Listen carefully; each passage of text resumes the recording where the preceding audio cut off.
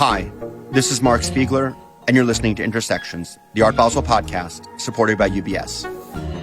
This episode marks the first show of our second season, and we've had a lot of truly well-known people on this podcast, but it's safe to say that none of them is as world-famous as Namjoon Kim. He's better known as RM, the leader of the K-pop band BTS for almost a decade. And in the last few years, BTS has become a truly global force, far beyond Korea, with an impact that transcends the music world. Because of his star status, Namjoon's cultural influence is enormous. So when he started collecting art 5 years ago, and being very public about it on his social media, it had a real impact for the artists, galleries, and museums that he has supported. This is the first podcast that Namjoon has ever done in English, and the topics you'll hear him discuss include the rise of Korea as a cultural force, how an artist builds their legacy, and his plans to open a collection space in Seoul, Korea. An unexpected thing happened just as we were preparing to release this episode. BTS shocked the music world with a major announcement. The group's members will be focusing on solo projects. But according to their management, they plan to remain active in quote-unquote various different formats. What this all means for BTS and Namjoon Kim remains to be seen. But without a doubt, this development casts his highly reflective comments in this interview, especially those concerning personal legacy and solo projects, in a very different light. If you enjoyed this conversation, please review and favorite Intersections wherever you get your podcasts. Thank you. Good. Namjoon Kim, welcome to Intersections. Hi. Tell us where you are today, just to give our listeners something to hang their thoughts around. I'm in Seoul because I live in South Korea, Seoul, and here it's 7 p.m. I'm in my studio. This is our label studio. This is my little studio and a little painting back over there. So, yeah. Let's start at the beginning. I read in the interview preparation that you were introduced by a grade school teacher to Eminem. Oh. Probably towards the beginning of his career. It was 13 when I first listened to Eminem, I believe. And it was actually Without Me. And it was the movie, of course, The 8 Mile. It was a hit. And for a adolescent kid, the rap and the face and the acting he showed in the movie was so sensational. So I thought like, oh man, I want to be like him. I want to do the nice English rapping someday like him. I want to do some cypher. I want to write the lyrics. But before that, the fun thing is that when I was in like a 10 or elementary school, I really wanted to be a poet or a writer. So meeting Eminem and Nas, my dream of being a poet actually naturally moves to be a rapper. Tell me, because I think it's a fairly industrial complex in Korea, tell me how you entered the music system. Did you succeed right away? When did you start? Okay, so I got to know Eminem and Nas in 13 years old. And from 14, I started to write my own lyrics. And there was some online community, amateur musicians and rappers showing their lyrics and their musics. It was really bad, but it was really pure. So I just got into the community, showing my stuff and studio works, and then started my hobby. And I became 16. Actually, I just wanted to enter the system, like you said. I just wanted to enter a underground label in Korea. So I actually set my resume, my music, and then I got in. But the final test was to have a real performance with the musicians. But I was like 16 and I just forgot my lyrics up in the stage. I was so nervous, so I sucked. And I just felt like, oh man, I have no talent for this offline things. In the studio, I think I was talented. I'm great. But the stage was a whole different thing. So yeah, that happened. And I entered the high school and I just cut my hair and okay, this is my way. I should study. I should be a good student. But destiny is really funny because that performance, I sucked there was a famous rapper in Korea and he saw my performance. He actually laughed at me because I forgot my lyrics, but I think he saw my potentials, I guess, at that time. And he called me later, like, this company, Hype, and the CEO, Mr. Bang, is looking for some young kids who can write lyrics and love rapping. And I told him I gave up already. I didn't tell my parents, but I secretly met him, and then it happened like this. What was his name? Sleepy. So if Sleepy hadn't called you, Mhm. you would have become, who knows, a businessman. Maybe a businessman like my dad, I guess. Yeah. Stage fright can hit everybody. But fortunately, your stage fright wasn't at all final. So was this the inroad into BTS, the band that you lead now, or were there intermediary steps? I was the first one to be a BTS member. So actually, Mr. Bang, which is our CEO, he started the team with me. He wanted me to be the first member and the leader and the first one to start the group. So that's how it happened. BTS, we started as trainees and there were more than 30 people for BTS, but many of them dropped out. So out of the 30 people, now we have 7 members in this team. And we had our debut single in 2013. So it's been 9 years. And we've been living together so far. So it's been 12 years for the whole journey. Yep. I think it's safe to say that for the first half of those 12 years, BTS was a primarily Korean/Asian phenomenon. But then about 5 years ago, you had this huge breakthrough in terms of social media, in terms of Billboard charts, et cetera, et cetera. And something happened there. And I'm curious, what happened? What was the thing that made BTS spread from being a primarily Korean phenomenon to being a global phenomenon? But what was it like to be in the inside of that? How did it feel to suddenly be a global star? When we try to see BTS, you have to see the fans, the armies, because they're like the half, the other wing, the another wing of the team.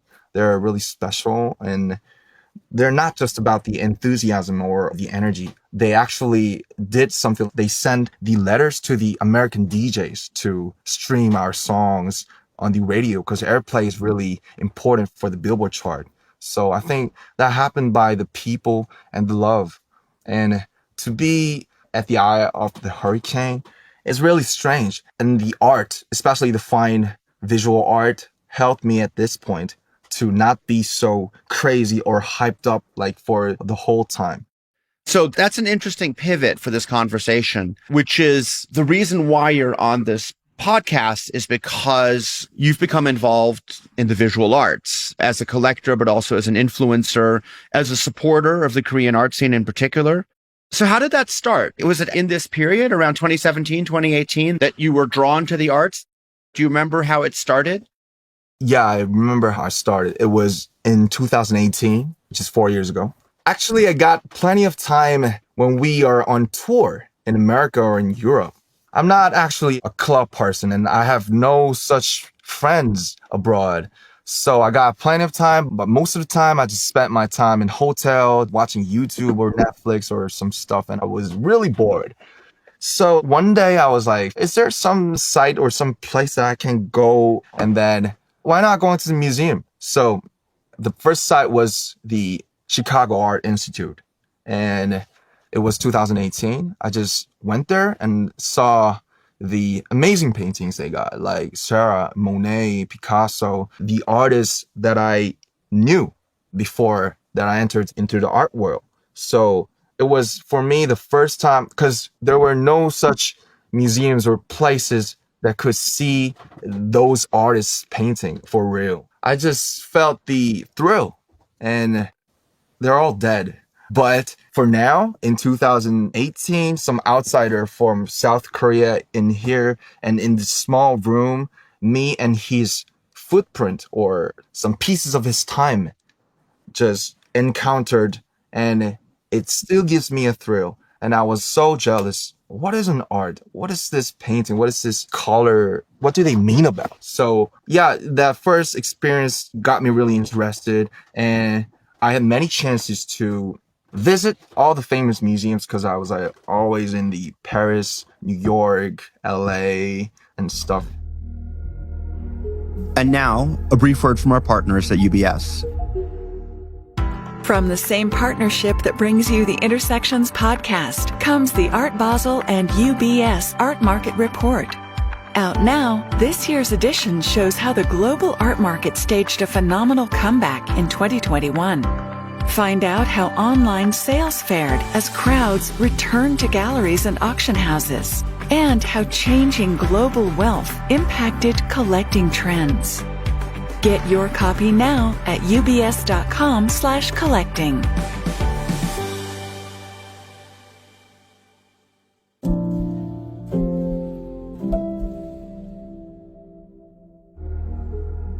And now back to the show.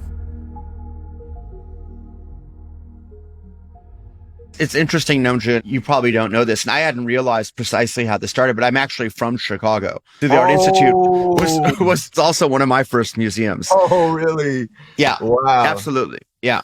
That's really interesting. So if I could tie this narrative together, there's this moment where not only do you have all the pressures that come with being a global star, Right. but also you have the opportunity because suddenly you're doing global concert tours to visit museums all over the world. Right.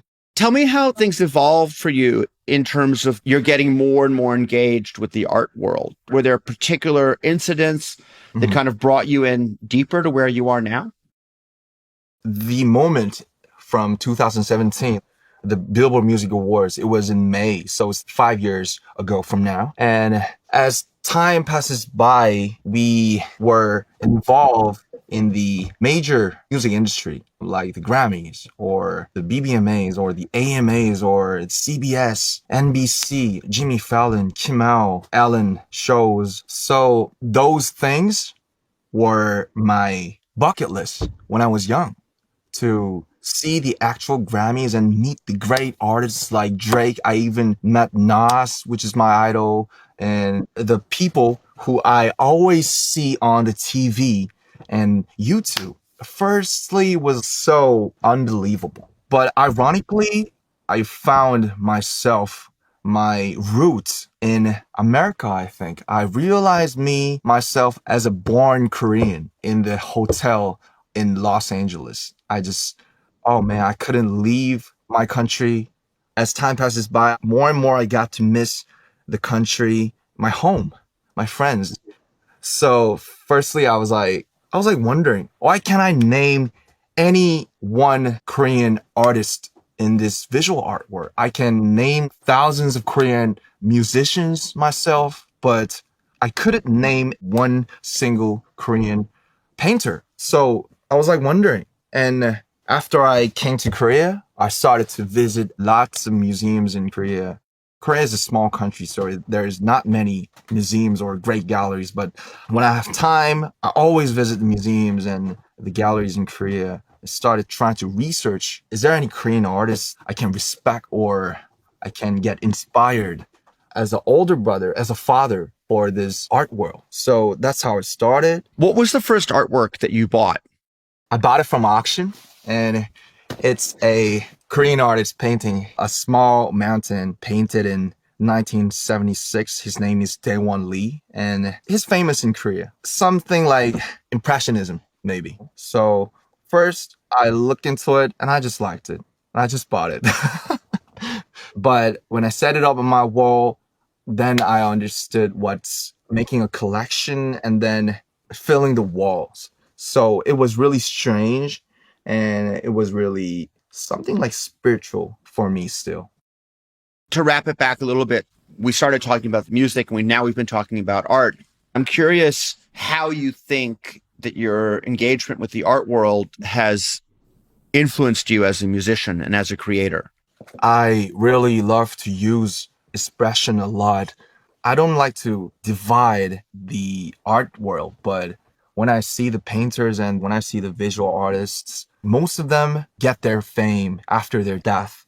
So when I see the artists on their work, on visual artists, on fine artists, their soul is really long time thing. It's a long period thing because somebody's paint this in their 20s, somebody changed their paintings in 30s, and they start to make a sculpture in 40s, something like that. So when I see them, I could be brave because I'm 29 in Korea. So when we turn into 30, it's a different thing. It's still young. I'm still just a young man, but in a world of boy band, turning into 30 is something different in K-pop. So that's really sad, but it's a fact. I feel like, okay, is this my prime time? Is this my highlight of my whole life? Because I'm 29 and I could live maybe like 100 years old. And that's really sad if it's my prime time. So I just want to make it long. So it's interesting, Namjoon, because in the beginning, we talked about how you came to the art world partly as a result of blowing up and becoming a global star. But what you're saying now is that as you're coming up to what people consider the traditional expiration date for a boy band star, actually seeing what happened in the careers of visual artists encourages you to think longer. Oh, that's the best summarization. And so the question is, what does it inspire you to do? Because by definition, you can't be a boy band forever, because at some point you're not even close to being a boy anymore. I'm curious if you have thoughts about how to achieve that longevity or how to start trying to achieve that longevity. Actually, I think it already started by the collectings. I feel like, okay, I have these precious piece in my home and I see it every day. I wake up every day in front of it. So I have to be a better one like them. I just don't want to make them feel really ashamed about me. It's really private thing, but it's really funny thing, but it really gives me the standard to live as a better man and as a better adult and a artist sometimes. I just want to make music like the timeless piece that I admire. And I know it's funny to say about the timeless or the long-term impact because I'm too young to copy or chase the lifetime thing. But I think it'll really help me for my 30s and my 40s to know this. It sounds like what you're saying is that by surrounding yourself with artists, many of whom are dead, and yet whose legacy continues today, you create a benchmark, a kind of visual benchmark around yourself for what it is you're trying to achieve. I guess I have to ask the question, do you imagine one day that there'll be a Namjoon Kim private museum in Korea?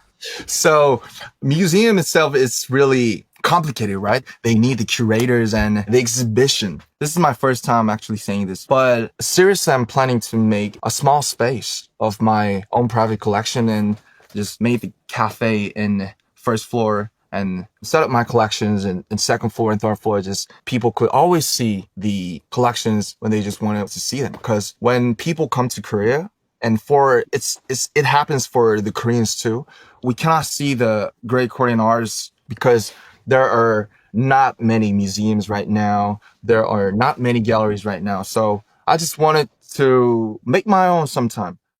It's interesting. Obviously, social media is a big part of our lives now. And with your social media power and the fact that you post a lot on Instagram, for example, of artworks, of museums, do you have the sense that people follow you, that when you go to a museum, when you show the work of an artist, your fans are then going to see those museums or then curious about those artists? You have this capacity to amplify almost anything that you publicly associate yourself with. I'm so grateful for the fans.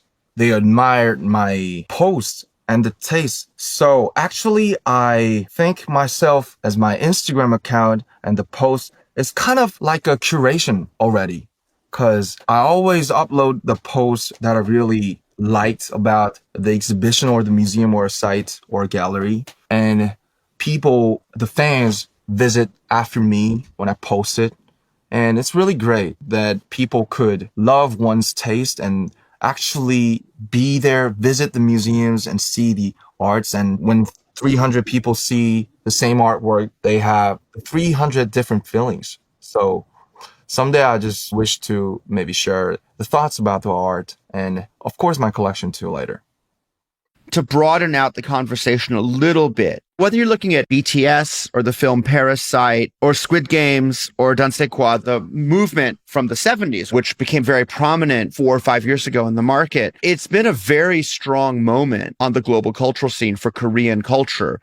And I'm curious if you have any thoughts as to why that is. So Korea is a strange and unique and interesting country because we had the horrible war in 1950s, divided into the North and South. It's a really small country. In 60s, we were a country who gets support by the other nations. But 50 years later, we have changed the positions by supportive to a supporter. Mm-hmm. So Koreans, I cannot guarantee the characteristics of it. I cannot define it, but as a one Korean, I guess we have the passion inside and we have our actually energy and some specific spirit. We call it Han in Korea. I don't know how we could say in English, but after the war and the victimizing of our parents and the grandparents, those time, 70 years made the 2022 of Korea right now, I guess. So for you, this is kind of the delayed impact, which led to this kind of focus and yeah. And really got a lot of benefits and advantages from the new media, the YouTube, Netflix, specifically the social media, because all we could do is just push this button in the remote and turn to Netflix and we could see the whole series of Korean dramas or movies. So I think it makes a premium and a brand. So when people have interest about the Korean made thing, I think people could, okay, I like to watch some Korean thing. And I think it's really amazing. And that's the power of a culture, I guess. Yeah. No, I mean, what's interesting is that Korea as a cultural brand in and of itself is strong now. The fact that something is Korean makes people pay attention to it, which is a very interesting and new development, I think. Right. So I feel the flow and I feel a lot of responsibility as a one person in this big flow. Mm-hmm. So talking more specifically, when you were introduced to hip hop, it was an American import to Korea. Of course. And now, 12, 15 years later, you're part of a major Korean import to America. So there's been a reversal of that. Is it strange to you that people who don't speak Korean are huge fans of yours and that you're being asked to do features with Lil Nas X? This is a completely different thing. Now, Korean culture is spreading to America, which is where all this stuff came from. It's really odd because we never expected this. And we never knew that there's going to be a YouTube world or Netflix world at 2022. I didn't expect it at all. When we go to America or Europe, what they mostly surprise about us is the concerts, because there are lots of stadiums and we usually do 4 sold out shows in the stadium. And there are a really few artists in total, including all the American and European artists, to be able to make 4 sold out stadium shows in America or Europe or in Asia. So they like, who is BTS and how could they do 4 sold out stadium shows? Who are they? So I think it's really, I don't know. It's still odd. It's still odd to us. I act like a musician. I act like a star on the stage, but under the stage, when I come to Korea or when I come back to my small studio, I'm just a collector. I just go to Art Prize or ArtNet and search the news and just eat some bulgogis with my friends. That's all for me, for my most life. So it's still odd and strange for me because I'm just a countryman in some small country called Korea still. So yeah, it's really different type of thing, so out, but it's really fun. And I feel so lucky to experience this whole 2 different types of lives. It's like making a movie, shooting a movie. Yeah. A lot of artists, when they become popular, when they start to have a lot of engagements, when they start to have a lot of attention, need to change the way in which they create. And I'm curious, how do you nurture your creative process? What are your tricks? What are your rituals? How do you find a room to create when obviously everybody wants you just to perform all the time? I really want myself to be calm, and I just want to make my music, not caring about the other factors, I guess. The thing is that being a team member, it does mean that we have to sacrifice our own soul or own personality. We have to cut it out because there are 7 personalities and we were 19 or 18 when we started as a team, but now we're almost 30. We became men and adults. So we have the different characters or maybe some different future visions. But BTS is still really important for me and it's the biggest part of me. But keeping this intensity as a team make me easy to forget who I was and why I started this thing. And I just want to remind and reminisce myself as why I started this. What can I do with my own thing? So for my 30s, I just want to figure out the way to exist like a halfway for the BTS member and leader RM and maybe just the Namjoon Kim himself, I guess. I think that's a great place to end this interview. But of course, we have our 2 signature questions. Oh, yeah. The first one is, what is the first artwork that you remember seeing? It was Monet. Monet's The Lunch. I don't think it's the actual first work I've seen, of course, but that's the first crush for me to meet the artwork for me. And then what's the last artwork that moved you and why? It's not the specific artwork, but it's the artist. It's Philip Gostin. I felt really attractive to his pink-red colors for the first time, but I didn't know he started his career as one of the abstract expressionism with Rothko or Pollock. He was one of the important member of the team, but not like the others. He bravely changed his whole world. I've heard that many people laughed at him. Oh, why did you change it? You betrayed. But I think if he didn't change his style, I think he could remain just one of the members of the abstract expressionism, like one of the friend of Pollock or Rothko. But because he changed his style and he bravely encountered with the issues and the traumas of his young life, he could be Gostin himself. He's just Philip Gostin, not like the member of some trend or some time. I'm just so impressed that he did it because it's so different with his 50s and 70s. Yeah, that's a great answer. And I'm not sure if you're conscious of it, but it actually loops back to a lot of themes we talked about. The notion of if you're popular, if you're part of a movement, what do you do to become unique? What do you do to create a legacy? What do you do to sustain your impact on the world? Mm-hmm. Namjoon, that was wonderful. What a great way to end. Thank you so much for all the time and for speaking to us from the heart. Thank you for listening to Intersections, the Art Basel podcast, brought to you by UBS. We'll have a new show every other week. To make sure you don't miss an episode, follow us on Apple Podcasts, Spotify, or wherever you get your podcasts. If you like the show, please tell a friend and consider rating and reviewing us on Apple Podcasts. Audiation.